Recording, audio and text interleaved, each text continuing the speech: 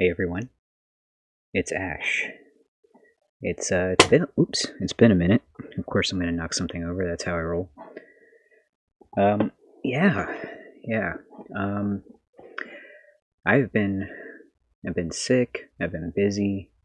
You know, if you've seen the last couple of things I uploaded, you know probably what I'm getting at, when I say that I've been busy. Other than life stuff, I've been doing activism like always. Um, But yeah, so I just decided I should pop in today, one, to say hi, and yeah, I'm actually alive. That's not like a robot posting for me or something. But also, whoops, sorry. But also because I wanted to talk about something that has really come up a lot lately, especially with the documentary coming out a few months ago. It's come up a lot that people don't really understand the connection between being LGBT and being a Jehovah's Witness, and why that would be necessary to talk about, why that would be necessary to have representation out in public for Ex-JWs who are LGBT. What does that have to do with Jehovah Witnesses? What does that have to do with... Yeah. It has a lot to do with it, actually. I just wanted to talk about that, and also I wanted to talk about Indigenous Peoples Day, which it happens to both be Indigenous Peoples Day today, because that's the second Monday of October every year, and that happens to be today. And it is also National Coming Out Day. So both of these days mean something to me. Indigenous Peoples Day means something to me because I am actually, part Aztec. I have Aztec ancestry. At least that's what my family has told me. I haven't done one of those DNA things yet. I'm kind of tempted to, but also, the the distrustful side of me is like, don't give your DNA to the random companies. You don't know what they're going to do with that. But I don't know. I mean, I'll think about that. But in the meantime, I'm going to believe my family and what they told me, that yeah, I have ancestry that is of Aztec descent. And I know that's not something that I really talk about on this channel, like that type of culture stuff. It's usually JW stuff or LGBT stuff. So if you want to hear more about the Aztec culture, if you want to learn some more about that, let me know, and I'll either message you something privately if you want to on any of the platforms where I'm available, or I can actually make a whole video about it. It's up to you. I mean, I'm not going to force it down anyone's throat. But yeah, so that's one thing I wanted to share. So happy Indigenous Peoples Day to my fellow Indigenous people and descendants of Indigenous people. And oh, in case you're wondering where this holiday, or where this day even came from, it's something that was made to sort of be the antithesis to Columbus Day, which, understandably many Indigenous peoples are not a fan of. And again, if you want to hear more about that, let me know. I'll include that in the video that I make about Aztec culture. Alright, so moving on, I wanted to talk about National Coming Out Day. And no, I don't have anything to come out as. Not this year. I mean, I don't think there are any letters of the alphabet left for me to come out as. Yeah. Right, so... Yeah, I forgot to turn the flags on. Sorry about that. So yeah, like a lot of people don't think that being a JW and being LGBT, coincide at all. Like, they were like, well, what the heck, why would they even bother having someone speak, in public or in a documentary about being LGBT when it's a Jehovah's Witness themed thing? Well, because growing up LGBT as a cult member, especially the Jehovah's Witness cult in particular, it's a lot, I mean,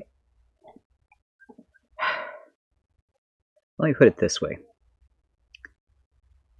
You have to deal with not only being, growing up with the difficulty of being stigmatized by people who aren't Jehovah's Witnesses because they think you're a weirdo because you're in a cult, even when it's not your choice if you're a child, and you didn't join of your own volition. But you also have to deal with being stigmatized, being ostracized, even if they find out, by the people that are in the cult. Okay? Like, that's a lot. And then, of course, there's being, like, there's the struggle within yourself. Because if you really believe this stuff, hell, even if you don't, you might be feeling guilt or shame, and you might be repressing a lot of stuff. It sucks. Sorry, I keep replaying this video that I actually uploaded. I figured I'd just use it for the flags, because it's relevant. So yeah, I mean, I would say that many of us, all of us who are LGBT, who have to be Jehovah's Witnesses, or who were in the Jehovah's Witnesses, many of us who are actually unfortunately raised, from the time we were young, have had to be told to hate ourselves. We are taught to hate ourselves and to hate people like us because God's not cool with it. That's a lot of shit to put on a child, that really is. It's awful. It's bad enough that you're being stressed out and told to hate yourself for just about everything else. I mean, even straight people have to deal with being told to hate the fact that they have, a libido, and that's, doing anything about that, that isn't within a marriage is bad. And you're dirty and sinful and all this stuff. So it's, that's something that overlaps with, the LGBT experience. But yeah, not only do you have to deal with, like, being told that you're unworthy of God's love constantly unless you work your butt off out in field service or come to every meeting, or avoid every rated R movie and avoid parties with friends, avoid having friends that are not in the cult.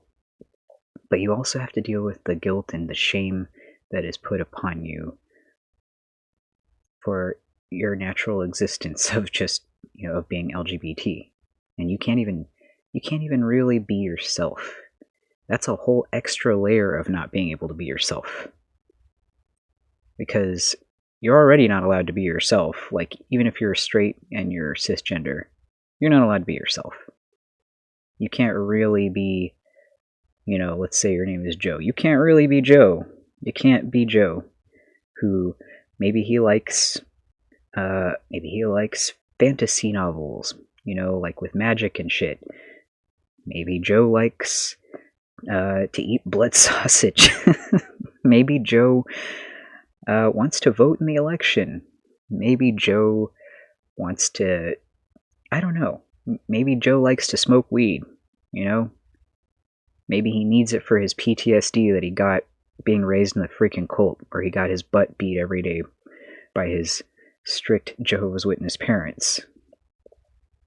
Joe can't be himself, even if he's straight and cis. Can you imagine how much worse it would be for Joe if he were also gay and trans.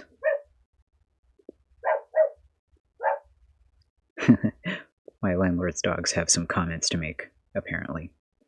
But yeah, it's just an extra layer. Just, try to imagine that for a moment. That you're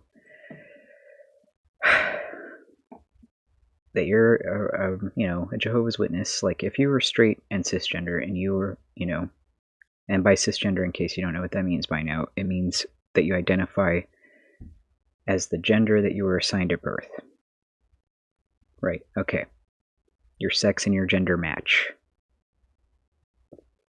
Okay, so now that we got that cleared up, imagine you're growing up as a Jehovah's Witness, and I mean, I'm sure if you're an ex-Jehovah's Witness, you remember what that was like. It sucked. Being dragged out of bed every weekend, both days. One day to go to the meeting, one day to go to service. Being dragged out of your room after you've had a long day at school just to go to a midweek meeting. And then, all the while being taught to put on the new personality, which really is just code for don't be yourself, be what we want you to be. Repress every part of yourself that doesn't line up with our values and our doctrines. Our doctrine. But yeah. Now add to that you really know that you don't fit in. Like, that you will never be able to marry who they want you to marry. You'll never, which means if you stay in there, you probably won't ever get married, or you'll be in a marriage that's based on lies, which hurts not just you, but whoever you get married to, and a whole bunch of people involved in that as well, including the children that may come of that marriage. Imagine that you can't do that, so that's off the table, or you're going to have to do what I just said, live a pretty destructive life. Or imagine that you're trans, and you know that you'll never be comfortable in your own body if you stay with the cult. And you just have to suffer with it, and also feel guilty on top of that for even having the feelings in the first place. A lot of LGBT people who don't make it out of the cult don't make it out because they commit suicide. And that's a fact. A lot of them try. They try to fit in. They do. I've seen it. I've seen it firsthand. I actually remember having a conversation with my grandmother at the grocery store one time years ago when I was trying to be a JW again when I was 26. And she was telling me offhand that she saw a little, not little, like a teenage, kind of effeminate guy in the grocery store, and she said, he looks just like this other teenage boy that I know from the congregation. I'm not going to say his name, that's why I'm calling him that. He looks just like him, and his mother lets him dress like that and act like that. He's such a... And then she said, she said the F slur. And, she was just so disgusted, and that's how she's always been. Even when I was really, really little. When I was a little kid, she would point out people holding hands that were gay couples and say how disgusting it was. She would assume that any woman who didn't look the most feminine was a lesbian and be disgusted by that. She's probably a dyke. Yeah, don't call people dykes, by the way. That's another slur. I didn't actually mean to say it just now, but yeah. That reminds me of a story that we all got to hear recently from our local friendly elder. Well, he's not that friendly, but let's all take a listen to what he had to say.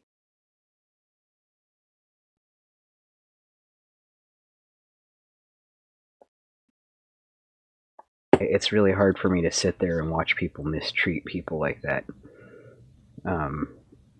I mean, I don't know, what would you have done? Would you have would you have stepped in and said, "Hey, why don't we all just be chill?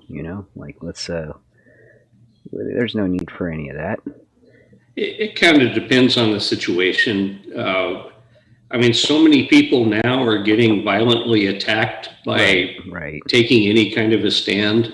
I was in yesterday because they kept not bringing things. We do the curbside pickup, so we don't have to go in the store, and then they just don't put things in the order. So I made a run in yesterday to pick up a couple of things that we needed, and I was starting to go down an aisle, and there's this lesbian couple in the aisle, I assume by the way they were dressed.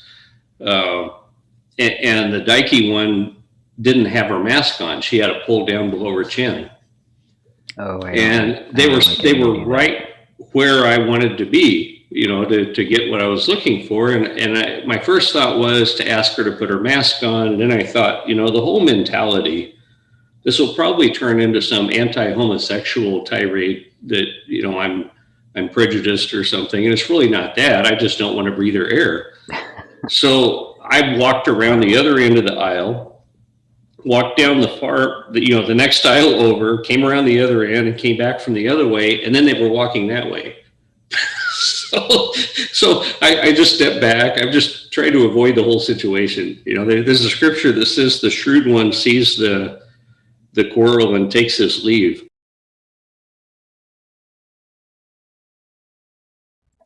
Right.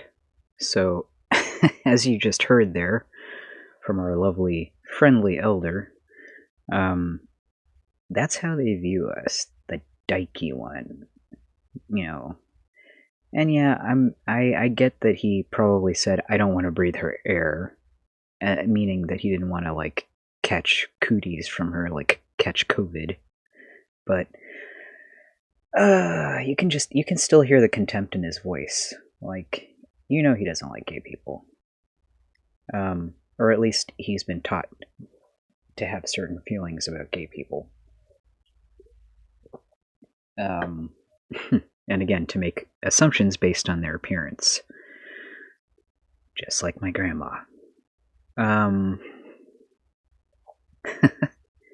by the way, I had a friend ask me just recently what the QIA part of the, or no, I think just what the IA part of the, no, QIA part of the acronym means in LGBTQIA+. So Q is queer, and I is intersex, and A is asexual. Not ally. Ally does not... I'm sorry, guys. Sorry, everyone, but ally is not part of the acronym. But we appreciate our allies. And of course, the plus is like, the ending of that Gilligan's Island song when they shortened it because they were tired of making it so long. And all the rest. Yeah, that's what the plus means. So, moving on, I wanted to show you again something that just came out recently. This was actually in the most recent midweek meeting. Okay? So this is their recent feelings. This is the most up-to-date feelings they have toward at least gay people. They never seem to talk about trans people or anybody else. They want to just talk about gay people. I guess trans people are gay to them, is why they think trans people are just gay. And mutilate their bodies. They're gay people who mutilate their bodies. That's how they feel about them. But here, let's listen to what they had to say at the most recent midweek meeting.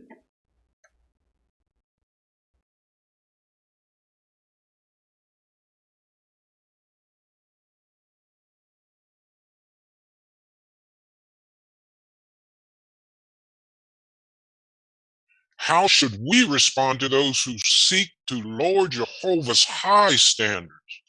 And then after that, we'll have someone give us an example. Your thoughts?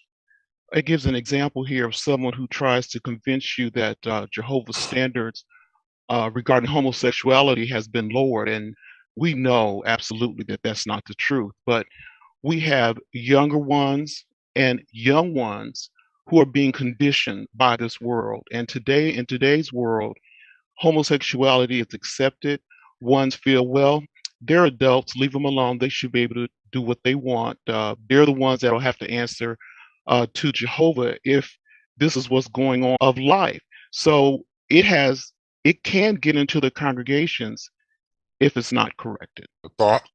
And also, the paragraph brings out that when confronted with such things, such issues as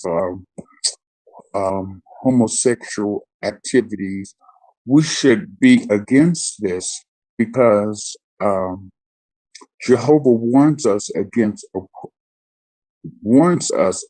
approving of immoral conduct. Yeah. And it also brings out how Jehovah does not lower his righteous standards, regardless of pressure from the wicked world. I was thinking of the comment that the sister gave regarding the children being conditioned by the world when it comes to homosexuality, and it's so true.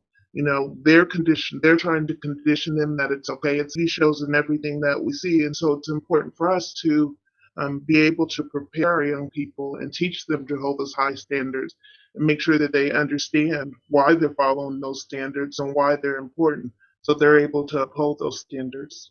Yes, excellent.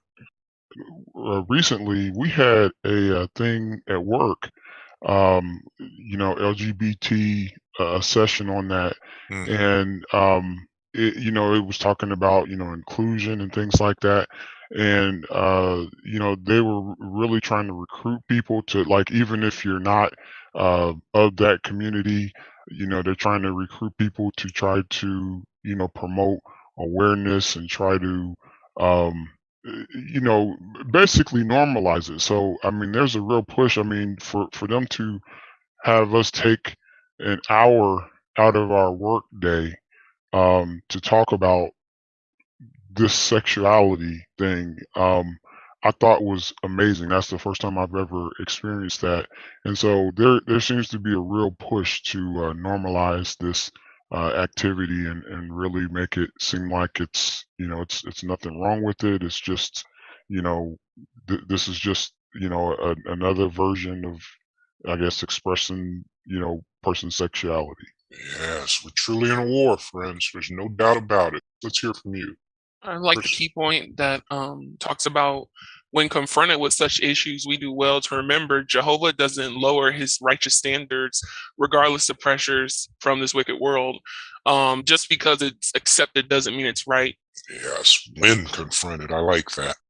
Oh, I was just going to talk about how Romans, I think it's 1:27, where it talks about these such acts that are working what is obscene.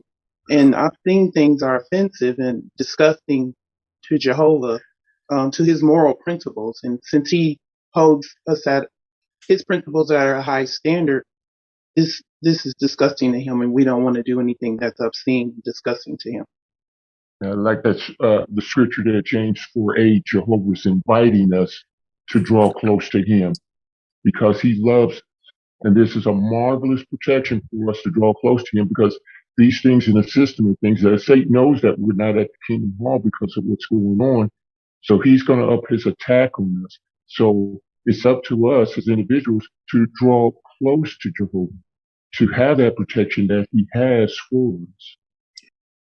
Just continuing on with Sister thought there at Romans 1, verse 32 helps us to appreciate that in God's eyes, those practicing such things are deserving of death, and they not only doing them, but they also approve of those practicing them. So we wouldn't want to find ourselves in either one of those positions, either practicing it or approving of those practicing of it. Your thought. Okay, I was just thinking where it says God warns us against approving of immoral conduct. So even though we talked about, the opposite sex thing, but there's the immoral thing as well. So some people don't frown that much on fornication as they do homosexuality. Yes. Friends, these are excellent points and reminders for all of us. Thank you so much for that. Yeah, so you heard them. You heard how they feel about everything. Like, they are disgusted. They think we're immoral. You know.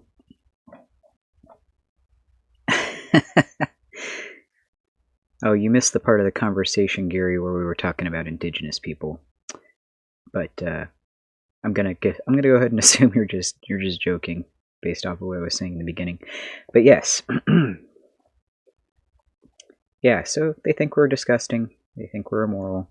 And even the person at the end, if you noticed in the last comment that person gave, they were pointing out that people don't even frown on fornication as much as they frown on homosexuality.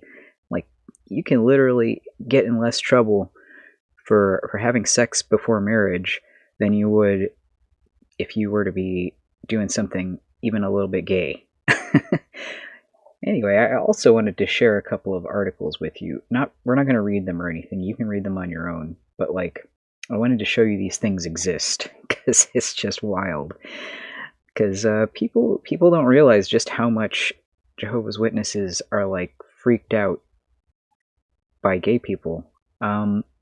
Okay, so you Google JW.org and LGBTQ, and you get, what does the Bible say about homosexuality? I'm attracted to the same sex. What does that mean? Or does that mean I'm gay? Is homosexuality wrong? Young people ask. Homosexuality, explain the Bible's view. Is homosexuality ever justifiable? Homosexuality, how can I avoid it? And then another, what does the Bible say about homosexuality? Does the Bible comment on same-sex marriages? The homosexual lifestyle, just how gay is it? And actually, that one was really interesting. I went and looked at that one because it is a Watchtower Online article. And I'm sorry that you can't see it on the side here. Let me fix that. Let me see if I can fix it.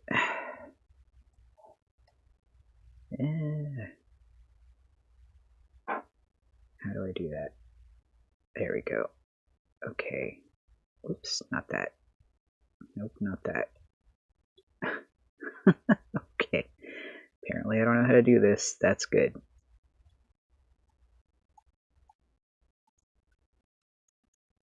Great. Well, I'm supposed to be able to... What the...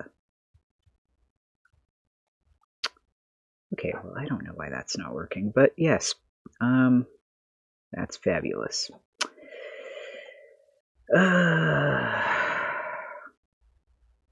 Basically, it's an article from, let me see here, 1986 in the Awake.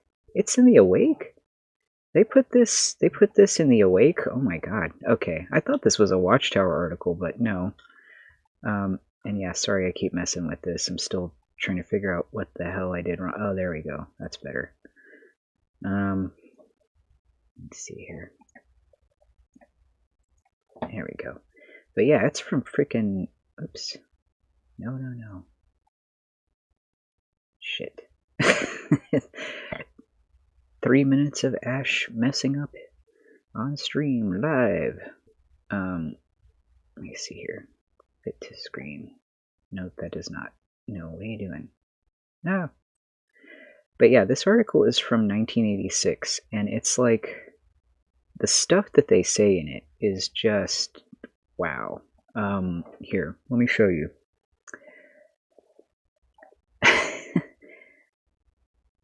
The gay harvest. Okay, I mean, like, there's other terrible,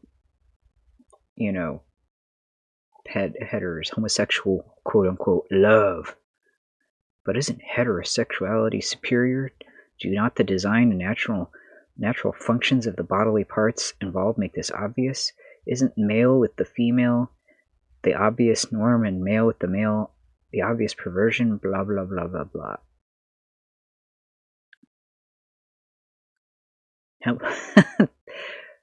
Oh my gosh.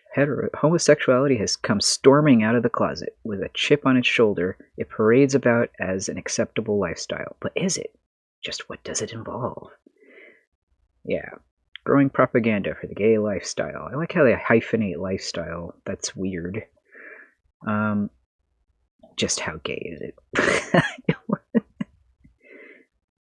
Does it live up to its designation as gay? I think they mean happy. So, like, they're trying to say, how happy is it? Like, just how good is it? So, interestingly enough, they also say shit like, the medical magazine Practical Gastroenterology, in its issue of July/August 1985, detailed for doctors treating homosexuals of some of the practices of the gay lifestyle. Okay. Ew.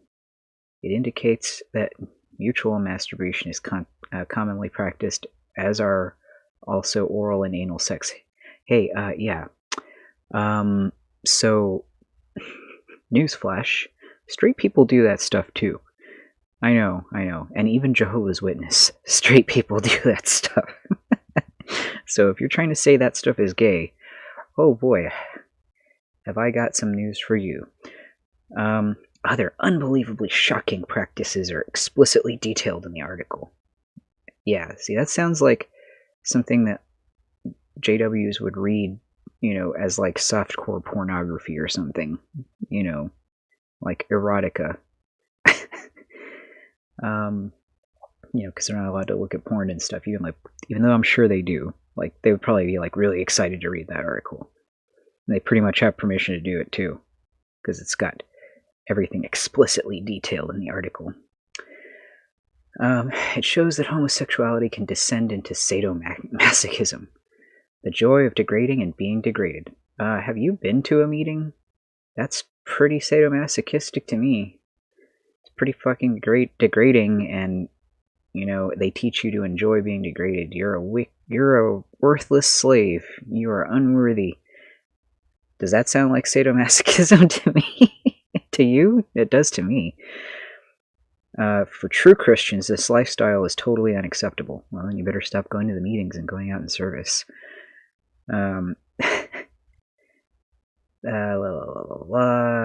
This insidious propaganda is now flooding out on its behalf, blah, blah, blah, blah, blah. Must be shunned like the plague it is. Damn, they were really hardcore. And this is in 1986. This isn't even that long ago. In the awake of all things, that's the shit they used to pass out in public to people more than anything.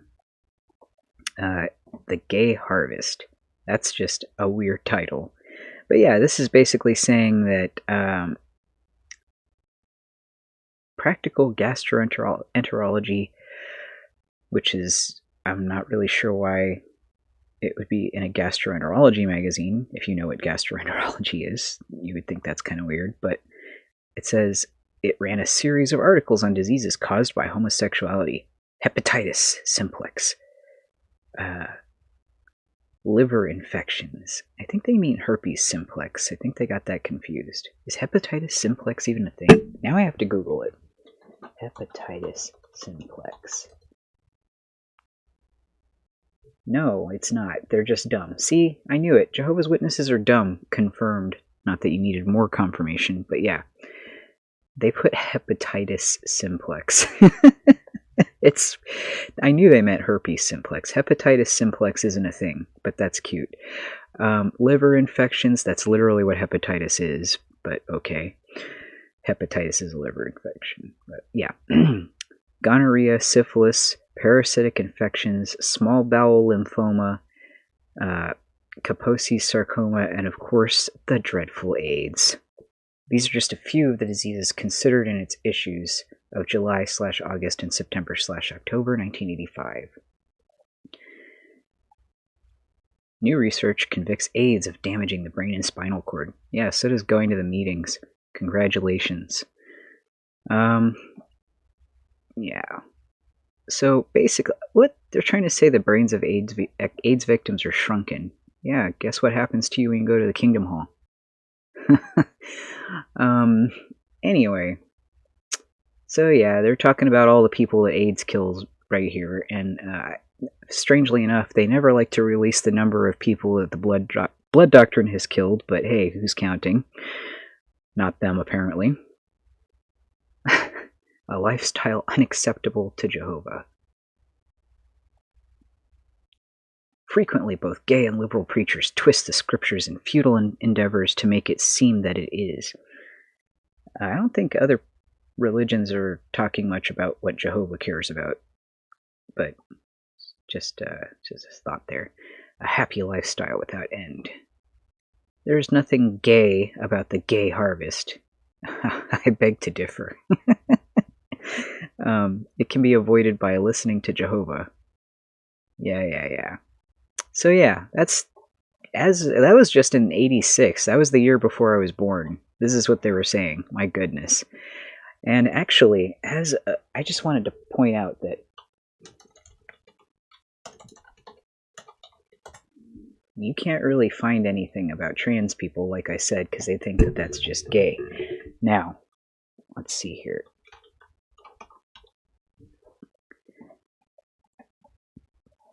Look at that. They got like a couple of things. They tell you the meaning of the term. Transsexuals in Germany, what? Okay. Well, that's interesting. That was in Awake magazine in 1990. Wait, does it? What does it say? Oh yeah, it says that we like to get surgery. Most people, by the way, just for the hell of it, I'm going to tell you, most trans people avoid using the word transsexual.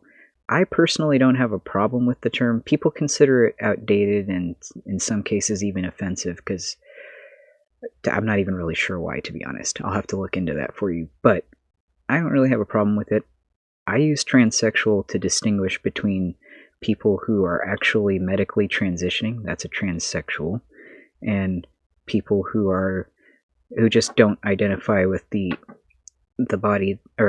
sex that they were assigned at birth, that their gender identity doesn't match that. That's transgender.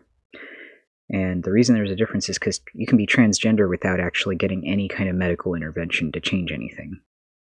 But transsexual is specifically somebody who is getting some kind of medical intervention. Court cases regarding... Wow, that's interesting. A New York Supreme Court justice ruled against an insurance company, saying that it must pay for a man's sex change operation. The judge made the ruling even though a doctor filed an affidavit with the court stating that when you operate on this type of patient, you have not cured their disease. Rather, you have responded to their demand that their body be altered to conform to their wishes. The disturbance in function is in the brain. Wow, that's nice. Yeah, so doctors kind of sucked back then. I mean, yes, it is definitely something internal, but getting surgery for some people, not for everybody, but for some people, helps them to feel more at home in their own bodies. And it makes them able to live, a life where they're not feeling absolutely miserable and dysphoric all the time. It doesn't completely cure dysphoria, but it definitely eases it for a lot of people. Anyway, oh gosh, I mean, the view of doctors, cosmetic surgery. Some individuals go as far as to become transsexuals. Yeah, you don't become... anyway, whatever. That's a whole other video. But yeah, so that's just stuff I wanted to share about LGBT stuff and about how Jehovah's Witnesses feel about it. They don't really talk about trans people much, not as much as they talk about gay people. And again, I think that's because they view gay people as they view trans people as gay people. Let's see here. Gary has some comments. Discussed on WLW radio today, a new study says that puberty blockers can inhibit a child in transition from... Ooh, okay, Gary, that's interesting. I don't know about that because I haven't read about that, but I'm not really worried about stuff like that because it's gross for me to even think about it personally. But that seems like something that they should be discussing with their doctors. The parents need to discuss that, and the child too. But again, this is actually a great time to let people know that transitioning is not about sex, and I'm living proof of that. I'm asexual. I don't experience sexual attraction toward anybody. So I did not transition so that I could have a sex life with, I don't know, with people in the body that I want to have a sex life with. That's not why at all. It's like completely missing the point. Actually, I had a friend ask me last year, like, if you're asexual and you don't get sexually attracted to anybody or whatever, like, why would you want to have bottom surgery? And I explained to him, well, would you feel comfortable, like, if you just suddenly woke up and didn't have your outdoor plumbing there? And he was like, well, no, I would not feel comfortable. I'm like, yeah, that's probably part of why. Like, I mean, I don't feel super great about the fact that I wasn't born with the proper equipment. It's something that I may end up just making peace with, though, because bottom surgery for trans men is really complicated. It's multiple surgeries, and it's not the best right now.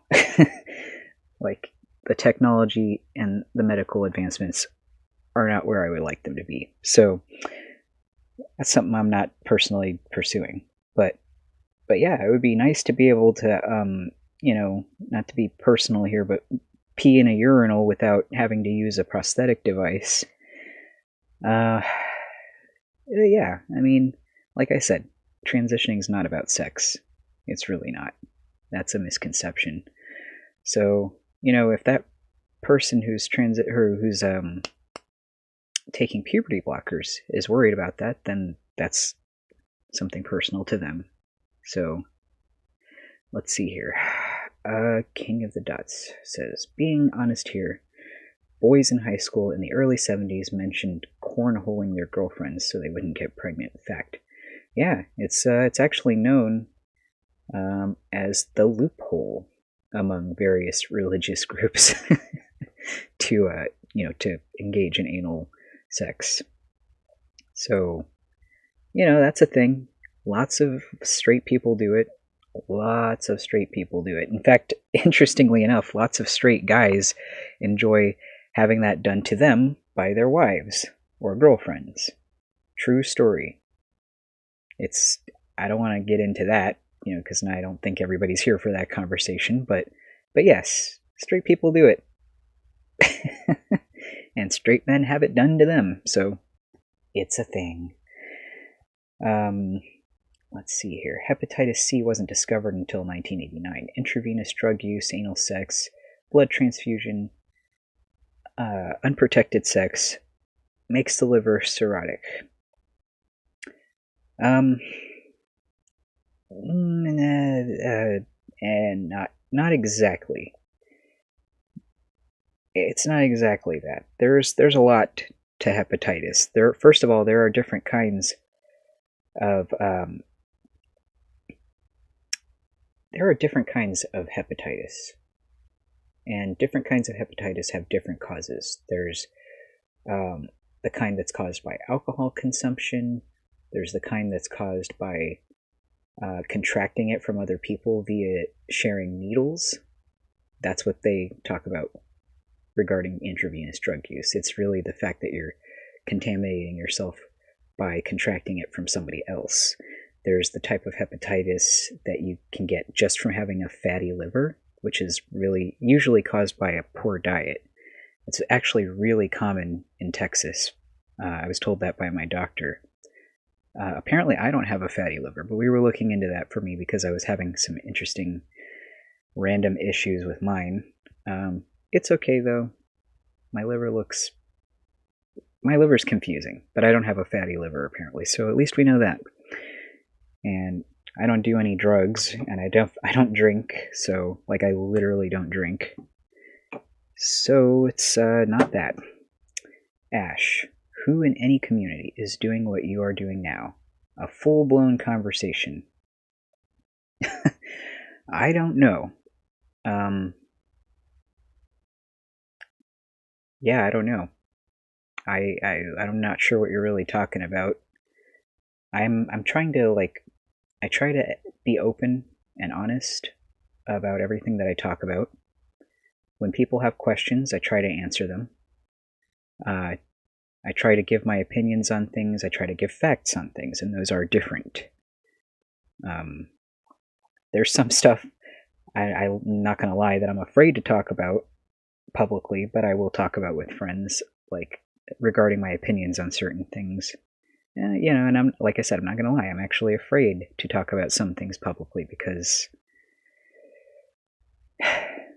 you know, people, of course, have their own opinions about things, and I don't want to cause any unnecessary stress or arguments or anything like that. Arguments are different from discussions, by the way. And I'm kind of old-fashioned in the way that I think that, like, not every personal belief needs to be, like, shared with everybody. Like, when you're trying to, like, stand up for something, like a marginalized group or something, that's one thing. But, you know, just splattering your personal beliefs everywhere is not always necessary. Sometimes it even seems like you're trying to intentionally cause issues. Oh, I'm of the opinion that Hep C is causing cirrhosis, not alcohol. No one knew about it for thousands of years. Have a shot of bourbon on me. Yeah, you do that for me, man. Take one for me. Have a good one. But yeah, I'm not saying that you shouldn't talk about things. If you want to talk about things, talk about things. But before you do, you know, just consider, why am I sharing this thing? Am I sharing it because I want to piss people off? Am I sharing it because I want to weed out the, you know, not to trigger anybody, but the wheat from the chaff? Am I doing this because I want to stand up for a marginalized group? Why am I doing this? If you're doing this just because you want to rustle somebody's jimmies, you know, maybe don't, you know, because I like when people have discussions, like real discussions about things. But it makes me sad when I see people post things just to upset people.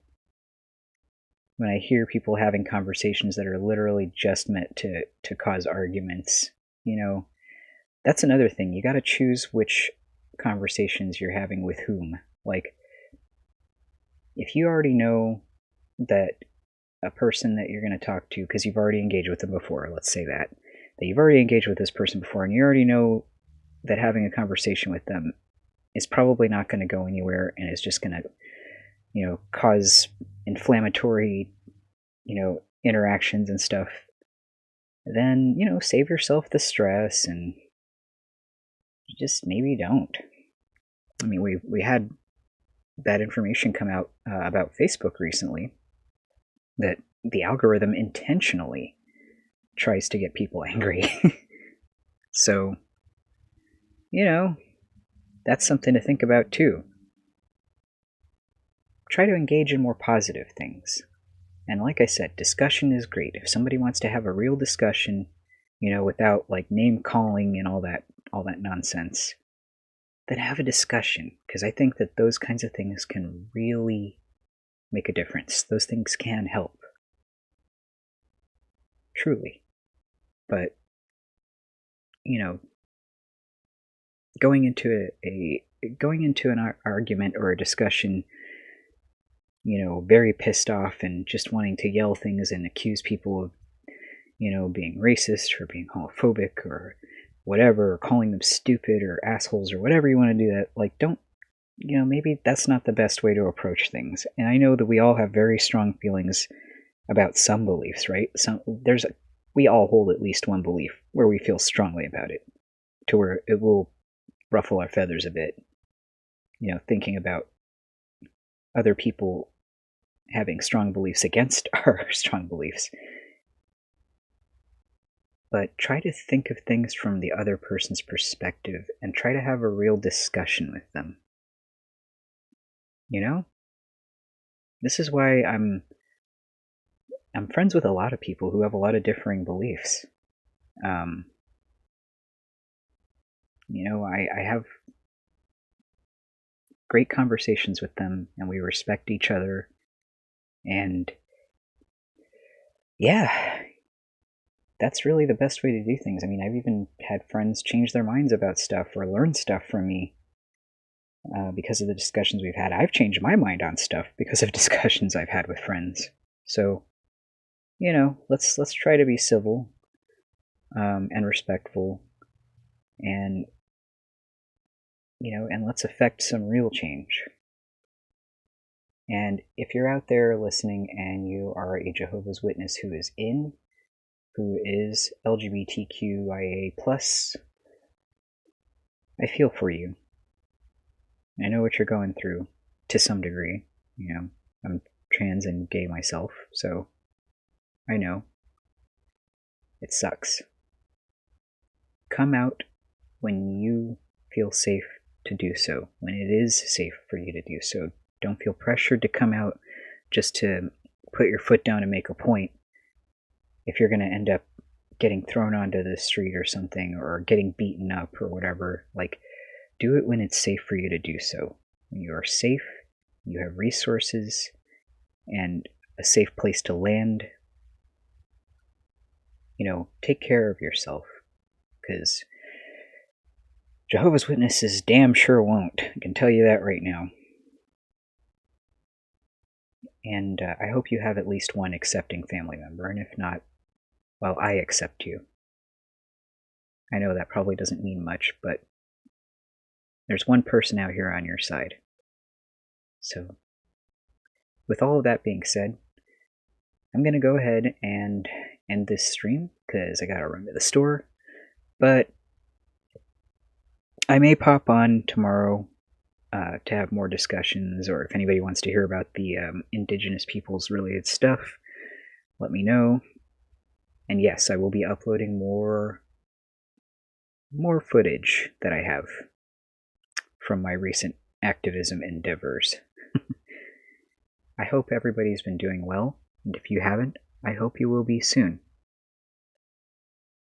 Please take care of yourselves and each other. Have a good one.